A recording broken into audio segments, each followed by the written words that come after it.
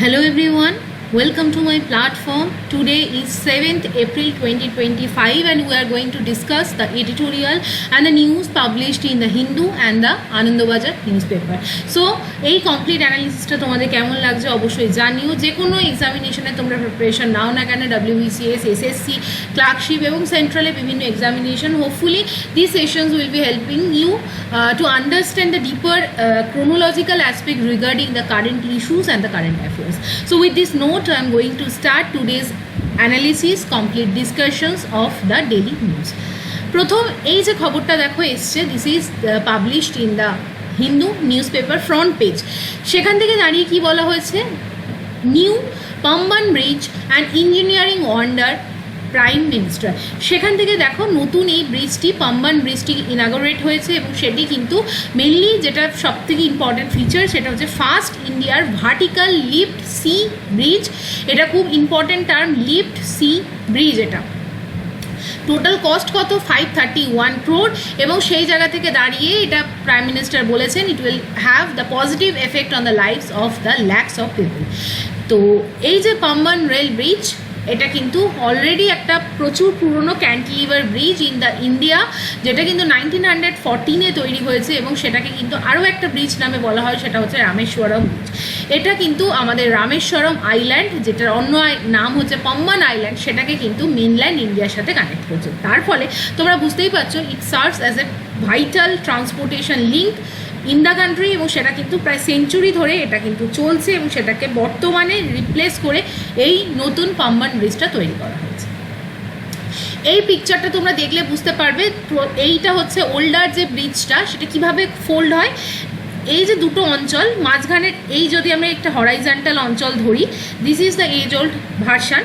ধরো দুটোর জন্য এখানে ব্রিজটা কানেক্ট করা হয়েছে, একটা হচ্ছে রেল কানেকশন আর একটা হচ্ছে নিচ দিয়ে যখন শিপ যাবে, সেই শিপ বা নৌকার যখন যাবে তখন সেখানে অ্যাক্সেস দেওয়ার জন্য ব্রিজটা কিন্তু দুভাগে ভাগ হয়ে যায় এবং ডাইভার্জেন্ট ওয়েতে এটা ওপেন আপ হয়।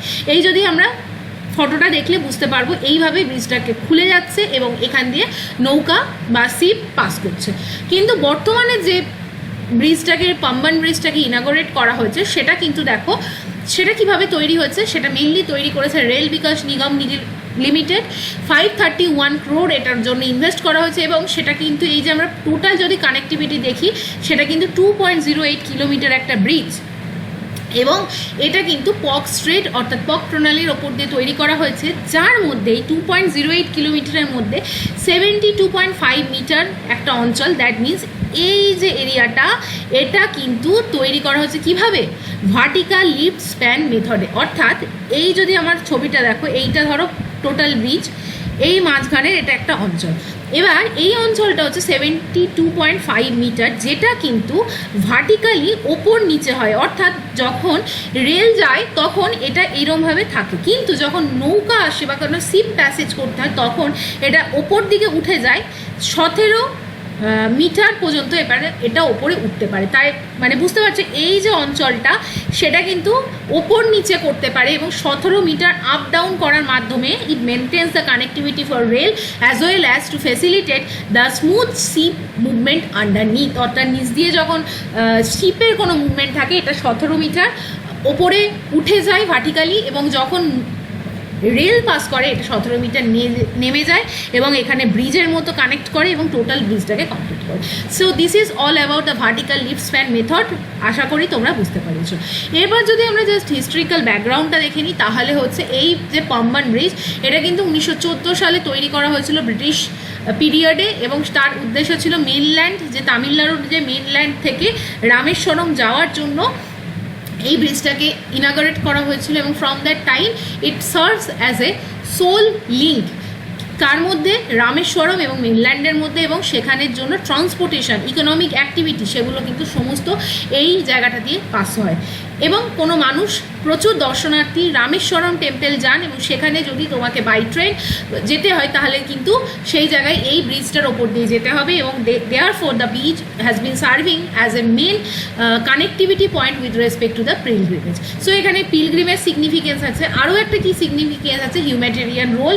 যখন দেখা গেছে পাস্টে শ্রীলঙ্কান সিভিল ওয়ার হয়েছিল, এই ব্রিজের মাধ্যমে কিন্তু ইম্পর্টেন্ট রুট সার্ভ করেছিল for refugee seeking asylum in India further emphasising it's strategic importance. So এটা কিন্তু মেনল্যান্ড ইন্ডিয়াকে যে আইল্যান্ড রামেশ্বরম বা পাম্বান আইল্যান্ড সেটার সাথে কিন্তু কানেক্ট করে। So this is all about today's in first news. Coming to the next, সেটা হচ্ছে দেখো Sri Lanka releases 11 Indian fisherman after prime minister speech for a human approach. আমরা কালকের নিউজ এডিটোরিয়ালে অ্যানালিসিস করেছিলাম our country's prime minister Narendra Modi has initiated the dialogue or the talk with the Sri Lankan president. এই নামটাও তোমরা মনে রাখবে কারণ এটা স্ট্যাটিক জিকের জন্য ইম্পর্টেন্ট। শ্রীলঙ্কান প্রেসিডেন্টের নাম কি? অনুরা কুমারা দেশনায়কা। অনুরা কুমারা দেশনায়ক, ইনি কিন্তু শ্রীলঙ্কান যে প্রেসিডেন্ট আছেন তার সাথে ডায়লগ হয় এবং আমরা জানি one of the bone of contention মানে কি এটা তোমরা ইউজ করতে পারো কোন লেখাতে। এটা হচ্ছে বিবাদের মূল কারণ বিটুইন দ্য ইন্ডিয়া এবং শ্রীলঙ্কা, সেটা হচ্ছে আমাদের ফিশিং কমিউনিটির ইস্যু। এই ফিশারম্যান ইস্যু যে কারণ কেন হচ্ছে, all the details have been already discussed in the ইয়েস্টারডেজ class.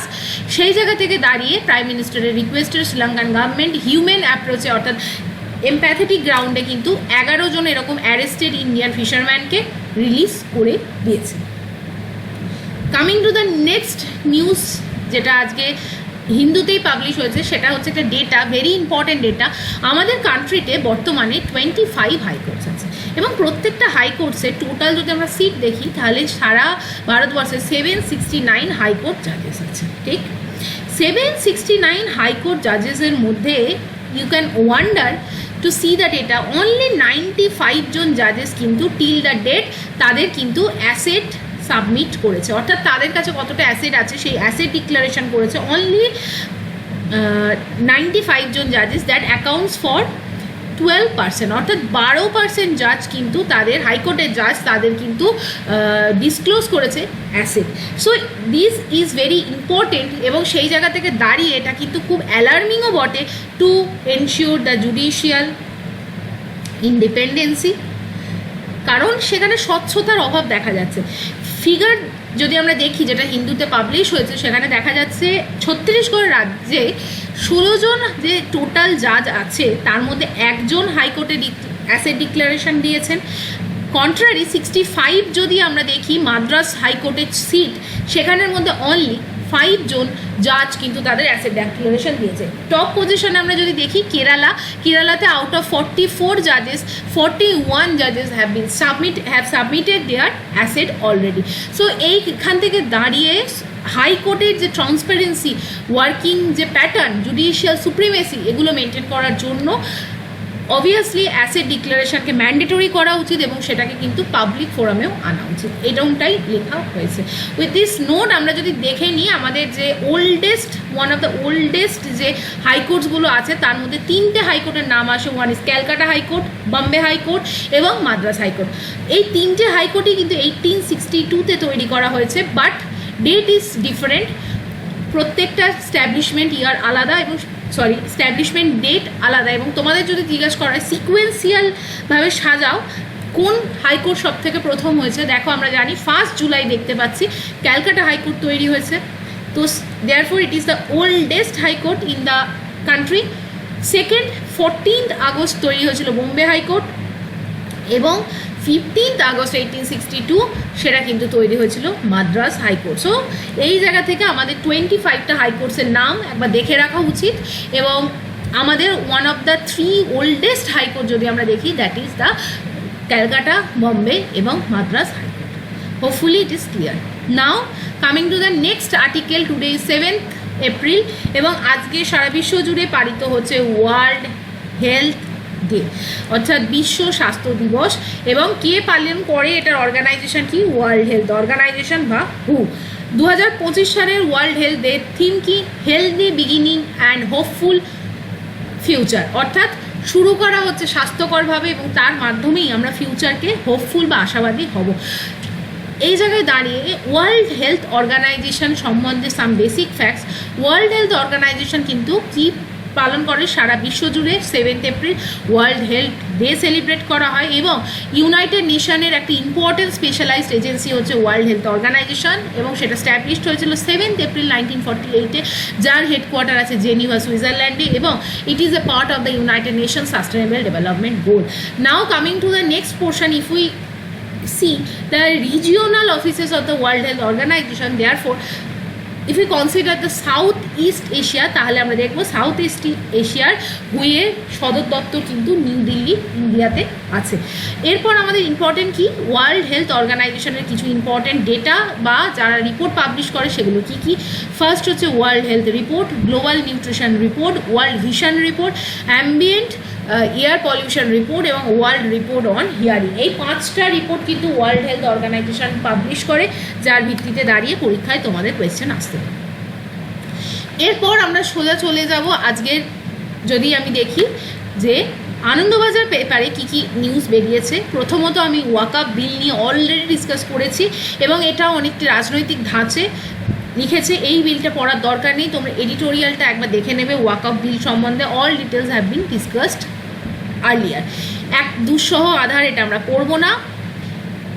শিক্ষার দারোগা রূপে সংস্থিত এটা আমরা পড়বো না। আমরা যেটা পড়বো সেটা হচ্ছে যাত্রা নাস্তি, এটি আমেরিকান ডোনাল্ড ট্রাম্পের বর্তমান বিভিন্ন যে ঘটনা তার ওপর ভিত্তি করে লেখা হয়েছে এবং সেখান থেকে দাঁড়িয়ে দেখো বলা হয়েছে মানুষ কোন দেশে বেড়াতে যেতে চায়।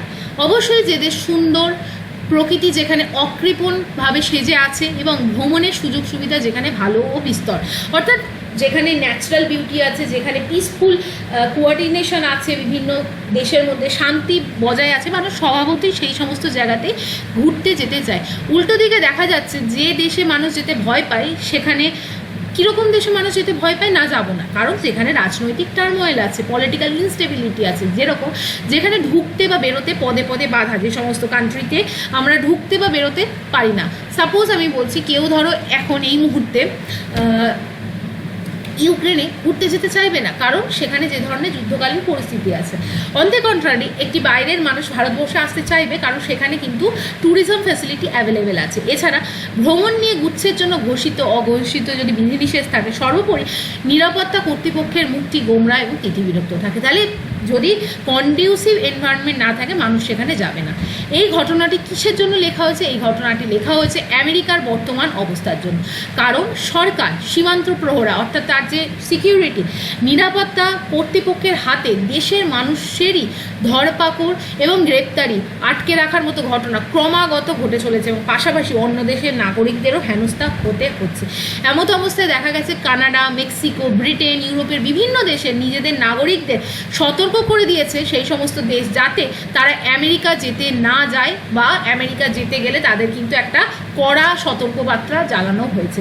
এই জায়গায় দাঁড়িয়ে বলা হয়েছে নানা দেশের নির্দেশিকায় কিন্তু যে সমস্ত এই Britain, Mexico, neighbouring American countries আছে, তারা কিন্তু গভর্নমেন্ট নোটিফিকেশান জারি করে দিয়েছে কি এই সময় আমেরিকা যাওয়ায় যথেষ্ট ঝুঁকি রয়েছে, ভিসা এবং ভ্রমণ সংক্রান্ত কাগজপত্র সঙ্গে থাকলেও ঝুঁকি আছে।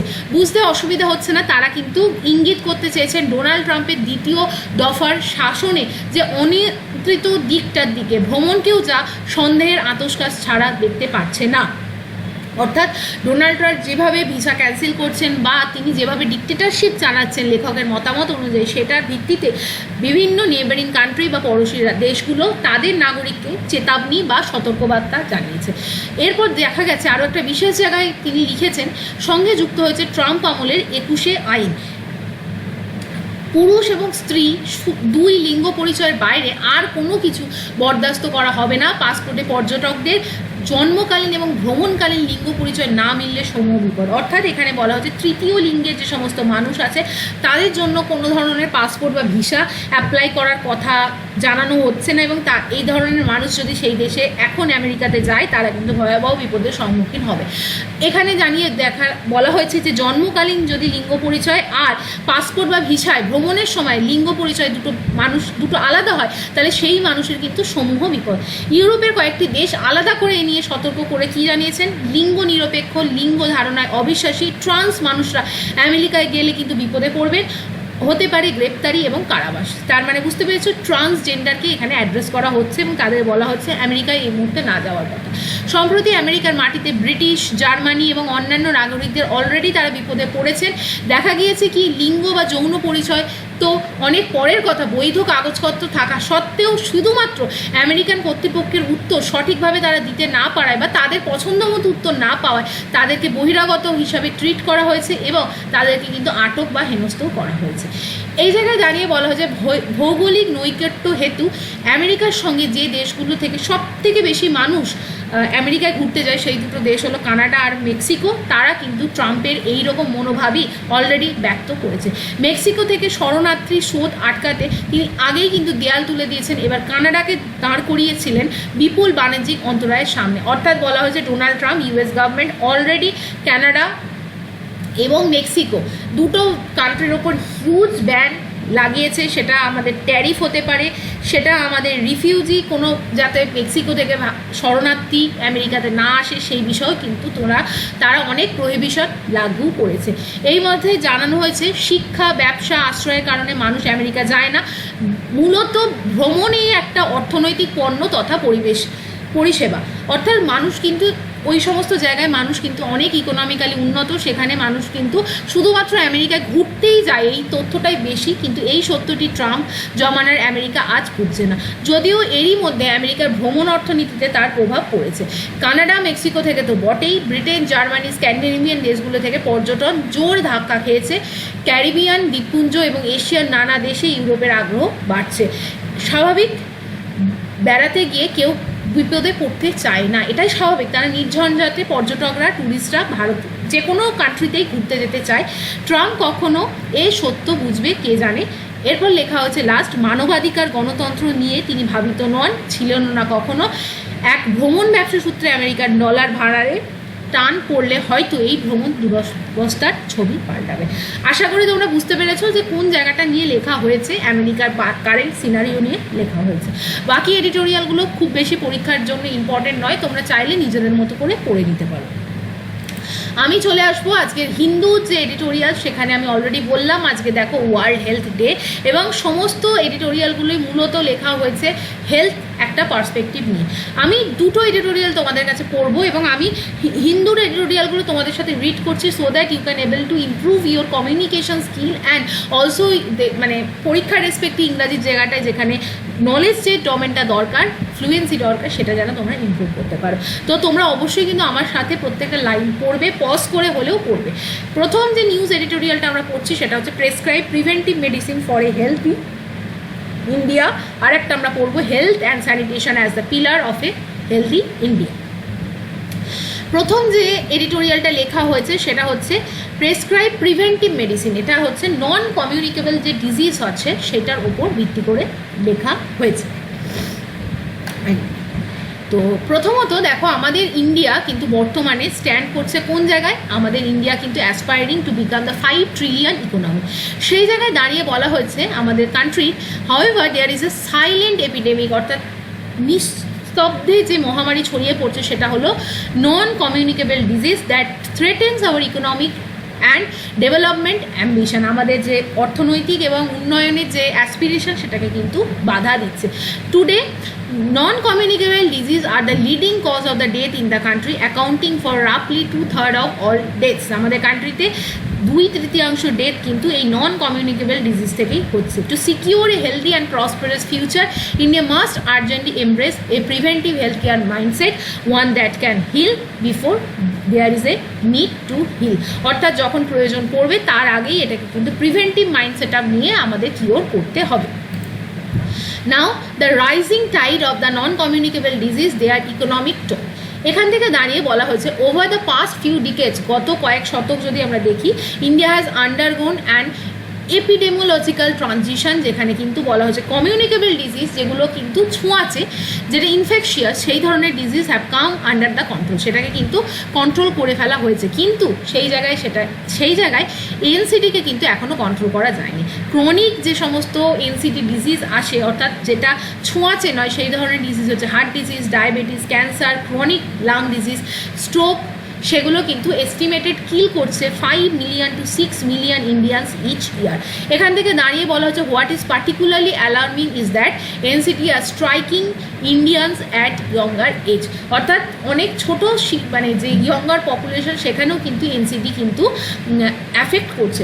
ইন্ডিয়ার যে ওয়ার্কিং এজ পপুলেশন সেটা কিন্তু ইনক্রিজিংলি অ্যাফেক্টেড হচ্ছে এবং এই ডিস্ট্রিবিউটিং ট্রেন্ড যেটা হচ্ছে জিডিপি টার্গেট করছে when its GDP target relies on the youthful demographic dividend, অর্থাৎ আমাদের যে জিডিপি সেটা কিন্তু ইউথফুল যে কান্ট্রির যে পপুলেশন তার উপর ডিপেন্ডেন্ট, কিন্তু অন্যদিকে এনসিডি কিন্তু এদেরকেই টার্গেট করছে। বলা হচ্ছে 22% Indians over 30 years are at the risk of dying from a NCD before they hit the age of 70, অর্থাৎ 30 বছরের ওপরের যে সমস্ত ইন্ডিয়ান তাদের প্রায় 30 থেকে 70 বছরই বয়সীদের মধ্যে 22% কিন্তু হায়ার রিস্ক অফ এনসিডি থেকে মারা যাওয়ার মতো থ্রেটেন কন্ডিশনে আছে। এরপর বিভিন্ন ডেটা দেখাচ্ছে যে দেখো এই ওয়ার্ল্ড ইকোনমিক ফোরাম ডেটা যেটা study projected that between 2012 to 2030 অর্থাৎ 2012 থেকে 2030 সালের মধ্যে NCD would inflict a loss of around 3.5 trillion to 4 trillion on the Indian economy, এত হিউজলি এটা ইম্প্যাক্ট করছে যার ফলে এটার কিন্তু ইকোনমিক ভ্যালুয়েশনও একটা আছে। Hence an investment in the preventive health care is not an expense but an economic strategy, অর্থাৎ এই এনসিডি নন কমিউনিকেবল ডিজিজকে প্রিভেন্ট করার জন্য যদি আমরা ইনভেস্টমেন্ট করি এটা কিন্তু ইকোনমিক লস নয়, বরং এটা একটা কিন্তু ইকোনমিক স্ট্র্যাটেজি, কারণ এই এনসিডি থাকলে আমাদের ইকোনমিক লস হবে প্রচুর, যে ইউথ পপুলেশন তারা কিন্তু মারা যাচ্ছে বা ডিজিজে আক্রান্ত হচ্ছে। Prevention is our best insurance policy for the sustainable development.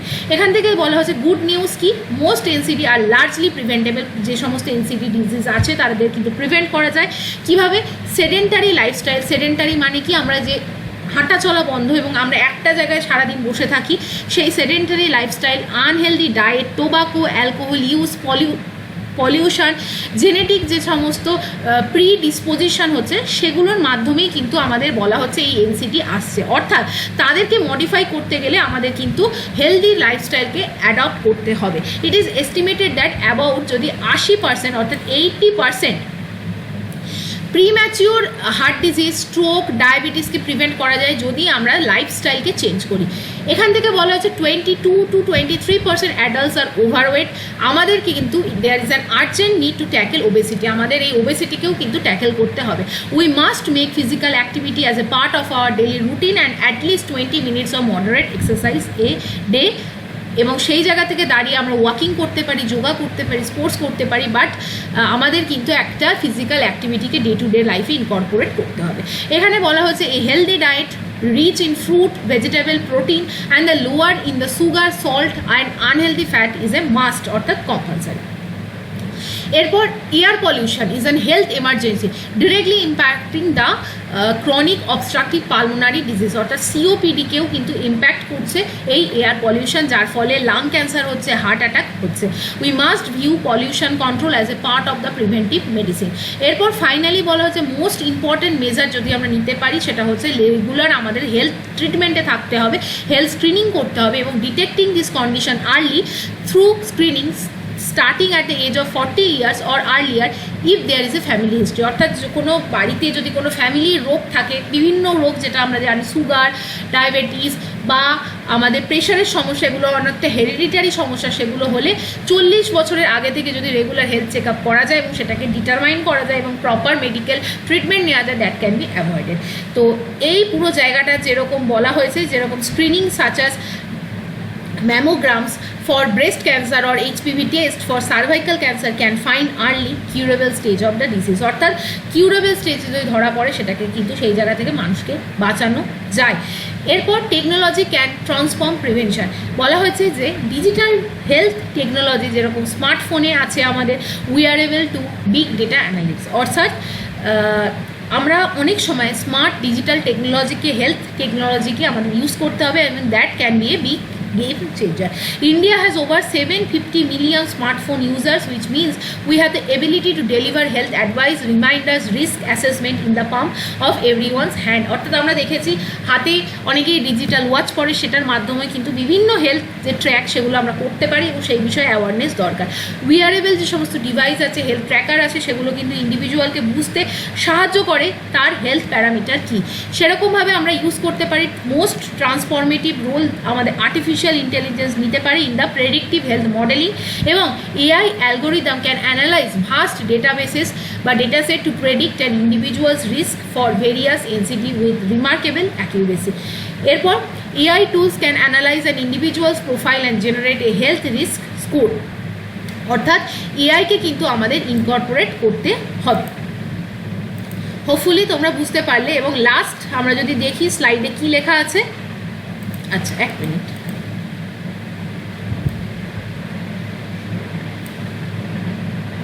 হ্যাঁ this is the last slide, যেখানে বলা হয়েছে বিভিন্ন ইনস্ট্যান্সে মেশিন লার্নিং মডেলস যেগুলো আছে সেগুলোর মাধ্যমে চেস্টের এক্সরে করা হয়, কম্পিউটার টোপোগ্রাফি করা হয় to detect the early lungs nodules, এবং সেখান থেকে কিন্তু আমরা প্রিএমটিভ অ্যাকশন নিতে পারি। আর একটা হাউএভার প্রিভেন্টিভ মেডিসিন যেগুলো এআই দ্বারা মানে জেনারেটেড হচ্ছে অলওয়েজ রিমেন হিউম্যান, কম্প্যাশনেট এবং পেশেন্ট সেন্ট্রিক, ইউজড সেগুলোকে আমাদের রেসপন্সিবলভাবে ইউজ করতে হবে। ডিজিটাল হেলথ এবং এআইকে আমাদের কি বলা করতে হবে, greatest Alice in making preventive care more proactive, precise and accessible. Last স্লাইডে এটাই বলা হয়েছে যে ফস্টারিং প্রিভেন্টিভ মাইন্ডসেট, আমাদের prevention is the better than cure, সেই জায়গা থেকে ভেবে প্রিভেন্টিভ মেডিসিন কিন্তু is not just a set of service but A mindset. এবং সেই জায়গা থেকে দাঁড়িয়ে বলা হয়েছে যে every individual, community এবং corporate and the government think health first. In every action and policy, individuals must become the champion of their own health. এবং এখানে বলা হয়েছে যে small daily changes আনতে হবে, যেরকম সিঁড়ি বাওয়া, taking the stairs or cutting down the sugar to protect your well-being. আর লাস্ট যে জায়গাটা বলা হয়েছে, health care providers must pivot from a reactive cure model to a preventive care model. অর্থাৎ আমাদের কিন্তু প্রিভেন্টিভ মডেলের দিকে যেতে হবে, না কি কিওর বেসড মডেলের দিকে যেতে হবে টু হ্যান্ডেল দ্য এনসিটি। এই জায়গায় কিন্তু গভর্নমেন্ট যে ইনিশিয়েটিভ আছে, যেরকম national programme for prevention and control of NCD, very important term লিখতে পারো, and the establishment of health and wellness centre, যেগুলো কিন্তু ফোকাস করে অন দ্য স্ক্রিনিং, প্রিভেনশন, এই প্রসেসগুলোর ওপর। এরপর আমাদের এডুকেশন কারিকুলামে should include health and nutrition, food industry regulation should encourage reduce salt and sugar. তো last in the years that I have, মানে লেখক বলছেন, I have striven to make preventive care accessible and impactful. I have seen thousands of lives transformed because a disease was caught early or a risk factor was managed in time. অর্থাৎ এই doctor বা doctor তিনি কিন্তু দেখতে পেয়েছেন যে early স্টেজে যখন যে সমস্ত ডিজিজগুলো ডিটেক্ট করা গেছে, তার রিস্ক ফ্যাক্টর যখন কম ছিল, সেই জায়গা থেকে কিন্তু থাউজেন্ডস অফ লাইফ তিনি বাঁচিয়েছেন। এবং বলা হয়েছে যে and those choices scaled across 1.4 billion Indians can help define our nation's health, happiness and ensure we reach our economic goals too. So this is the news article. Hopefully you understand what the writer wants to say. Coming to the next article, যেটা কিন্তু লিখেছেন আমাদের joint secretary to the national জল জীবন mission Swati Meena নায়ক, তিনি কিন্তু লিখেছেন about the জল জীবন mission এবং স্বচ্ছ ভারত মিশন গ্রামীণের ওপর। কি লেখা হচ্ছে দেখো, আমাদের আজকে obviously world health day 7th April, তিনি কিন্তু ফোকাস করেছেন যে ফাউন্ডেশন অফ হিউম্যান ওয়েলবিং। সেখানে India stands tall with a transformative lesson. কি লেসন? যে health and sanitation are not separate pursuit but are two sides of a coin. অর্থাৎ health এবং sanitation না থাকলে কখনো হেলথ থাকবে না, বা হেলথ থাকতে গেলে স্যানিটেশন থাকতে হবে। এটি একটি কয়েনই দুটি প্রান্ত।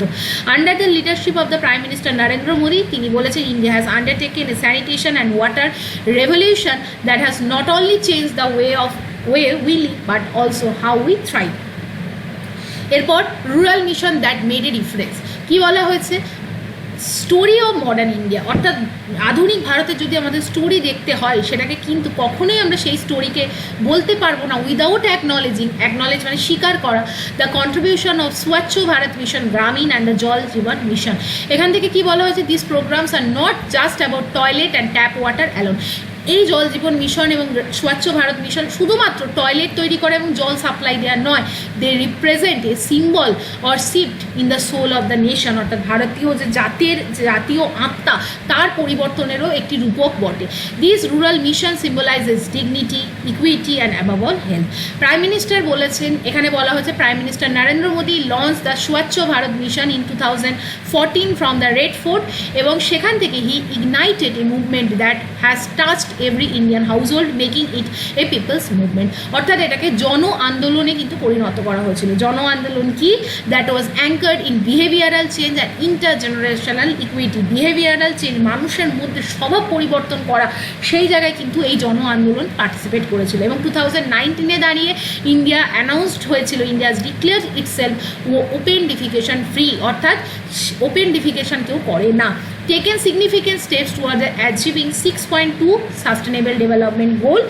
6.2 তে কি আছে সাস্টেনেবল ডেভেলপমেন্ট গোলে, যেটা হচ্ছে দেখো, it focuses on achieving access to adequate and equitable sanitation and hygiene for all by 2030। এরপর সেই জায়গায় দাঁড়িয়ে also ending the open defecation 11 years ahead of time। 2030 11 বছর আগেই কিন্তু আমাদের কান্ট্রি ওডিএফ হয়ে গেছে। এরপর বলা হয়েছে দ্য স্বচ্ছ Bharat mission has been a powerful public health intervention. World health organisation report কি দেখাচ্ছে, through sanitation mission over 3 lakh diarrhoeal death was averted. Avert মানে কি, প্রতিহত করা বা সেই জায়গা থেকে আমরা রক্ষা করা। তাহলে 3 লাখ ডায়রিয়া ঘটিত মৃত্যু আমরা শুধুমাত্র স্যানিটেশনের মাধ্যমে প্রতিরোধ করতে পেরেছি। গেটস ফাউন্ডেশন 2017 রিপোর্ট কি হাইলাইট করছে, 58% higher cases of wasting among the children in the non ODF area. অর্থাৎ যে সমস্ত জায়গা ওপেন ডেফিকেশন ফ্রি হয়নি সেই সমস্ত জায়গায় 58% হায়ার রিস্ক হয়ে আছে ওয়েস্টিংয়ে। মানে সেখানে কিন্তু স্টান্টিং, নিউট্রিশন বা পুষ্টিজনিত যে অভাব বাচ্চাদের মধ্যে সেগুলো দেখা গেছে। এরপর বলা হয়েছে স্বচ্ছ ভারত মিশন কিন্তু improve the environmental outcome, ground water. যদি কোথাও ওপেন ডেফিকেশন হয়, মানুষ খোলা জায়গায় ল্যাট্রিন করে, সেখান থেকে গ্রাউন্ড ওয়াটারের যে কন্টামিনেশন হয় সেটা কিন্তু ভয়াবহ। এবং ওপেন ডেফিকেশন ফ্রি কান্ট্রি হওয়ার দরুন বলা হচ্ছে ground water contamination in the ODF villages is 12.7 time less likely, ensuring long term health resilience in the rural community. বলা হচ্ছে 60,000 থেকে 70,000 child death are prevented every year due to the improve sanitation access. আচ্ছা, এরপর যে জায়গাটা তিনি লিখেছেন সেটা হচ্ছে this all are the result of কি, sustained political commitment, inter ministerial coordination এবং কমিউনিটি ওনারশিপ। অর্থাৎ কমিউনিটি লেভেলে গিয়ে সাধারণ মানুষকে এই জন আন্দোলনে পার্টিসিপেট করা হয়েছে। প্রত্যেকটা মিনিস্ট্রি লেভেলে কোয়ার্ডিনেশন এবং পলিটিক্যাল কমিটমেন্ট ছিল, যার ফলে এই রেজাল্ট আমরা আনতে পেরেছি। 2019 জল জীবন মিশন লঞ্চ করা হয় to ensure every rural house hold receive clean drinking water through the tap connection. এখান থেকে বলা হয়েছে এটা কিন্তু this is more than an infrastructural development, it is an investment in the human potential with a far-reaching socio-economic impact। এরপর Nobel laureate doctor Michael Kremer has shown একটা data, nearly 30% infant deaths can be reduced if safe water is made available to the family for drinking, এবং 1.36 lakh child death under 5 years can be prevented with universal tap water coverage। হু estimates করেছে কি, suggest that the JJM could avert, আবার দেখো avert ইংলিশটা এলো, 4 lakh diarrhoeal death with safe drinking water supply at home, এবং 5.5 crore hours are saved every day. প্রত্যেক দিন 5.5 crore আওয়ার্স আমরা সেভ করতে পারি, mostly by women who had earlier spend time fetching water. আমরা জানি মহিলাদের অনেক দূরবর্তী স্থানে গিয়ে জল আনতে হয়, এবং সেই জল জীবন মিশনের আন্ডারে 5.5 crore আওয়ার্স আমরা সেভ করছি each day. State Bank of India research কি বলছে, availability of water within premises led to increased participation of women in the agriculture and allied activities. অর্থাৎ ঘরে যদি জল থাকে ওম্যানরা কিন্তু সেই সময়টা এগ্রিকালচার এবং অন্যান্য ভালো কাজে ইনভেস্ট করতে পারে। সুজল অ্যান্ড স্বচ্ছ Gaon campaign launched to integrate water sanitation and hygiene at the village level has further galvanise communities. অর্থাৎ কমিউনিটি লেভেল পার্টিসিপেশন এসছে। Thousands of villages have already been declare স্বচ্ছ Sujal which is an important marker of the holistic public health transformation. অর্থাৎ জনস্বাস্থ্যের পরিবর্তনের জন্য মানুষকে community লেভেলে কিন্তু পারফর্ম করা হচ্ছে এবং অ্যাসোসিয়েট করা হচ্ছে। Improved water and sanitation system are also leading to reduced out of pocket expenditure. কারণ যদি আমাদের স্যানিটেশন মেনটেন থাকে তাহলে আউট অফ এক্সপেন্ডিচার কমবে, আউট অফ পকেট এক্সপেন্ডিচার কমবে এবং সেটা কিন্তু কিসের model? Reinforcing the preventive health care model. Obviously আমরা প্রিভেন্টিভ হেলথ কেয়ার কি আগের এডিটোরিয়ালে পড়লাম। লাস্ট জায়গাটা আসছে অন দি গ্রাউন্ড স্যানিটেশন এবং water are the most at the first line of defence in the public health. জনস্বাস্থ্য সুরক্ষার জন্য জল এবং স্যানিটেশন দুটো ইম্পর্টেন্ট প্যারামিটার এবং এটা কিন্তু একটা ইনভিজিবল শিল্ড, অর্থাৎ অদৃশ্যমান একটা প্রোটেকশন যেটা কিন্তু প্রোটেক্ট করে কমিউনিটিকে ফ্রম কি? ডিজিজ, উইমেনকে ফ্রম কি? ইনডিগনিটি, এবং চিলড্রেনকে প্রোটেক্ট করে কোথা থেকে? From the lost opportunity. তো তোমরা এইভাবে লেখাগুলো লিখতে পারো। এ healthy nation is a productive nation, a clean nation is a resilient one. আজকে দাঁড়িয়ে বলা হচ্ছে more than 80% Indian rural house holds tap water connection আছে। ওভার 96% ভিলেজ কিন্তু ওডিএফ প্লাস ডিক্লেয়ার্ড এবং 5.2 lakh villages have liquid waste water management এবং 5.0 লাখ ভিলেজে have solid waste management system. Hopefully তোমরা বুঝতে পারছো দ্য গ্র্যাভিটি কি জল জীবন মিশন এবং স্বচ্ছ ভারত মিশন পারফর্ম করেছে। লাস্ট আমরা যে জায়গাটা যাব সেটা হচ্ছে women. Women are not beneficiaries, they are also water testers. অর্থাৎ উইমেনরা যে শুধু বেনিফিশিয়ারি তা না, তাদেরকে দিয়ে কিন্তু ওয়াটার টেস্টিংও করা হচ্ছে, জলের যে কোয়ালিটি সেটাও টেস্ট করা হচ্ছে। স্যানিটেশন এন্টারপ্রেনিউয়ার্স অ্যান্ড লোকাল লিডার্স, উইমেনদের একটা মাল্টি ডাইমেনশনাল রোল দেওয়া হয়েছে এবং সেখান থেকে বলা হচ্ছে 2.48 মিলিয়ন উইমেন এখন কিন্তু বর্তমানে ট্রেন করা হয়েছে। They have been train to test water quality. Women led self help groups are managing sanitation asset, recycling centres and even sanitary napkin production. তারা কিন্তু কী করছে? স্যানিটারি ন্যাপকিন তৈরি করছে, রিসাইকেল করছে ওয়েস্ট এবং স্যানিটেশন অ্যাসেট তৈরি করছে। So this is a huge thing women are performing in our country. এখানে বলা হচ্ছে this is the vision of a Viksit Bharat where no children misses school because of a lack of water, no woman walks miles with a pot on her head and no family loses a loved one to prevent table illness. খুব very important pattern এইভাবে লিখতে পারো, যেখানে বলা হচ্ছে এটাই একটা বিকশিত ভারতের ভিশন, যেখানে কোনো শিশু শিক্ষার আলো থেকে বঞ্চিত হবে না শুধুমাত্র ওয়াটারের অভাবের জন্য, এবং কোনো মহিলাকে দূরবর্তী স্থলে জল মাথায় করে আনতে হবে না এবং কোনো ফ্যামিলিকে কিন্তু তার প্রিয়জনকে লস করতে হবে না। তো এইটাই ছিল পুরো journey. A journey to health is the journey to dignity, এবং সেখান থেকে বলা হচ্ছে একটা টয়লেট কিন্তু প্রাইভেসি আনতে পারে, clean water brings opportunity, this is the thing. এবং লাস্ট আমরা যদি স্লাইডে যাই সেটা বলা হচ্ছে ইট ইজ অ্যাবাউট কনভার্জেন্স, যেখানে বলা হচ্ছে health is not the concern of one ministry, it is the outcome of converged action across water, sanitation, nutrition, education, rural development. এবং এখান থেকে বলা হয়েছে যে our innovations, community led model and use of technology whether through real time dashboard এবং গোবর্ধন কি? Galvanising organic bio agro resource Dhan, এইগুলোর মাধ্যমে বায়োগ্যাস তৈরি করা হচ্ছে, প্লাস্টিক ওয়েস্ট ম্যানেজমেন্ট করা হচ্ছে এবং সেগুলো কিন্তু ওয়ার্ল্ডের কাছে অ্যাজ এ ব্লু প্রিন্ট হিসাবে পেশ করা হচ্ছে, এবং স্পেশালি গ্লোবাল সাউথে ইন্ডিয়া ইজ অ্যাকচুয়ালি একটা এভিডেন্স সেট করছে। এবং এখান থেকে বলা হয়েছে যে lastly we must continue to work through a mutual understanding that every rupee invested in ওয়াশ কি ওয়াটার, স্যানিটেশন এবং হাইজিন, এবং সেখান থেকে দাঁড়িয়ে যদি আমরা এখানে ইনভেস্ট করি তাহলে সেটা রিটার্ন কি দেবে? মেনিফোল্ড রিটার্ন আমাদের দেবে in the health, productivity, gender equity, environmental sustainability. Last, India is committed towards progressing forward on the United Nations Sustainable Development Goal, and this World Health Day we need to acknowledge and remember that World health begins not in hospital but in the homes. অর্থাৎ সুস্বাস্থ্যের সূচনা hospital থেকে না, বাড়ি থেকে হয়, with the access to clean water, safe sanitation and a shared resolve. এবং সেখান থেকে দাঁড়িয়ে অ্যাজ উই মুভ ফরওয়ার্ড, আমরা যদি আরও এগিয়ে চলি, India remains committed two sharing it's journey, collaborating globally and co-creating a cleaner, healthier and the most resilient world. Very wonderful editorial. তো কেমন লাগলো অবশ্যই জানাবে। আজকে এই ডিসকাশনটা এই পর্যন্তই থাকবে। Hopefully you like the video এবং তোমরা কিন্তু অনেক কিছু জানতে পারছো, আমি সেটাই আশা করব। আজকের মতো এইটুকখানি। লাইক করো, শেয়ার করো, সাবস্ক্রাইব করো to my channel, Telegram join করো টু গেট দ্য পিডিএফ।